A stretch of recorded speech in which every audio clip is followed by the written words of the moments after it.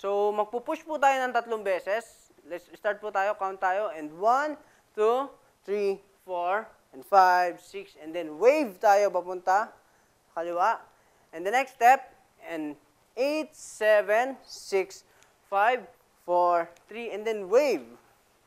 Next step po natin is 1, 2, 3, 4, and 5, 6, 7, 8. Okay?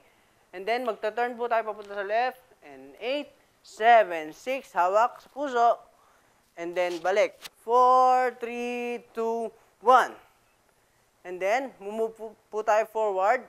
Kasama ng pagtaas ng kamay. And then, 1, 2, 3, 4, 5, 6, 7, 8. And then, wave natin. 8, 7, 6, 5, 4, 3, 2, and 1. Okay? So, next step is magja-jump po tayo. After mag-jump, sabay ng pagyuko, ilagay po natin yung ating kamay dito sa ating puso. And then, tingala.